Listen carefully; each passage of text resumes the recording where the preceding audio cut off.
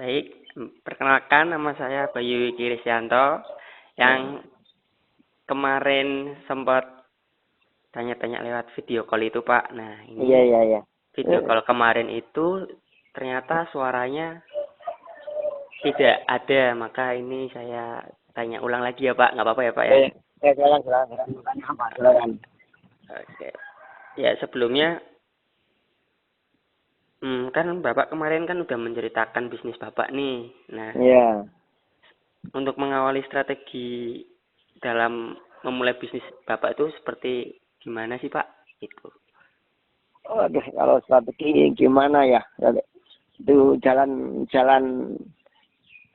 otomatis gitu sih ya.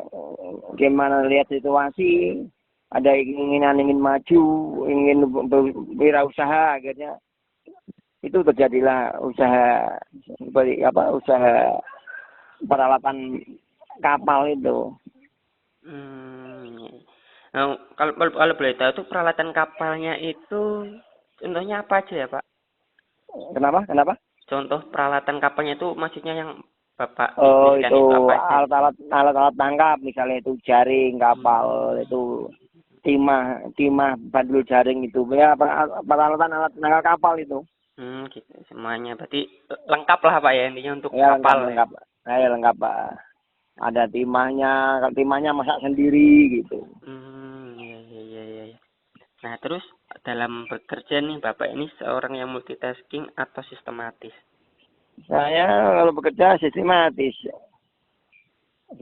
Anak buah ya sistematis, jalan sendiri ya, yang apa itu ya. Asal yang dibutuhkan yang terampil juga sih, keterampilan juga. Nah, susah kalau ngajari orang, susah kalau nggak ada kemauan sendiri ohnya lah, itu baru bisa jalan apa adanya gitu, berjalan dengan waktu lah gitu. Iya. Nah, lalu nih Pak, lanjut nih pertanyaan itu, terus dalam bisnis Bapak Ya. kan pasti dari bawah terus sampai sekarang ini yang saya katakan udah menjadi kematangan karir itu, Ya. pembelajaran apa sih yang Bapak dapatkan selama meniti karir?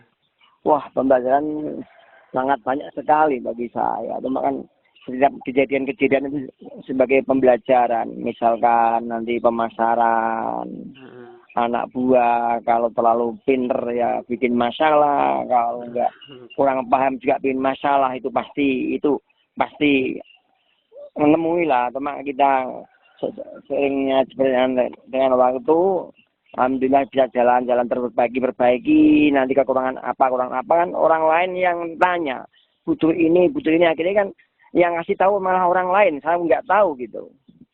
Makanya itu jadi pengalaman saya, itu yang orang butuh itu dia tanya sama saya, Pak butuh ini, akhirnya saya sediakan, akhirnya menjadi besar seperti ini gitu. Iya. Ya, lanjut dulu, Pak. Ya, misalnya dibilang sulit ya memang nggak sulit sih, memang kan udah ada kata-kata itu tentang kalau kamu ingin maju harus berani, semua tantangan itu harus dihadapi gitu. Ya harus memegang sih resiko bagusnya sama jeleknya. Cuma biasanya gitu, semakin kita berani menerima masalah, tujuan bisa tercapai gitu biasanya gitu. Iya, baik Pak. Nah, lalu nih, seberapa sering sih Bapak menghadapi konflik atau permasalahan, entah itu dari rekan kerja atau kebawahan ataupun bisnis yang lainnya mengenai Dulu pertama tuh ya masalah komitmen itu ya ada sih kadang rekan kerja. Tapi akhirnya berjalan dengan waktu, kita itu bisa gini. Buat pengalaman juga sih, kita kumpul-kumpul orang, akhirnya waktu berjalan dengan waktu, akhirnya kita pembelajaran orang ini seperti apa. Akhirnya kan kita tahu sifat-sifatnya orang. Ini harus orang seperti ini harus diladeni seperti apa gitu. Iya. Cuma akhirnya itu sudah terbiasa, nggak jadi konflik juga sih, sudah terbiasa. Memang itu keadaannya orang bisnis itu ya yang dihadapi ya harus itu masalahnya gitu. Jadi lebih nggak ada ekstrim, nggak ada. Iya. Nah, yang penting kita waspada aja, si A, si B ini seperti apa itu harus kita tahu sifat-sifatnya itu aja. Jadi Biasanya intinya ya. lebih memahami karyawannya lah Pak ya, sifat Iya, karyawannya. Jadi juga ya karyawan juga iya gitu, pembeli juga gitu. Kalau ini pembeli ini biasanya triknya seperti apa sih ya gitu. ya. Eh, Nah, terus nih Pak, dalam bisnis Bapak ini apakah udah benar-benar memberikan manfaat untuk orang lain? Alhamdulillah saya sudah berjalan tahun dulu yang 98 sampai 2000 saya itu apa tuh rosok logam 2001 langsung saya pindah jaring peralatan kapal itu sampai sekarang ya saya utamakan pekerja itu dari orang sekeliling kita, sebagian harian, sebagian ibu-ibunya itu kerja borongan itu ya alhamdulillah sudah berjalan berapa tahun nih, hampir 20 tahun kan ya. Bagi saya sih ya itu niat ibadah aja ya, nolong sama pekerja-pekerja, tinggal pekerjanya seperti apa kurang tahu nilainya gitu. Ya. Nah ini Pak, terakhir nih Pak. Ya.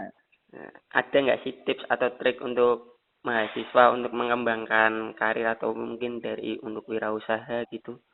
Ya. Mungkin dari kemampuannya apa yang harus dimiliki gitu, yang dipersiapkan. Kalau bagi saya sih ini menganjurkan para anak-anak muda itu harusnya buka wirausaha sendiri.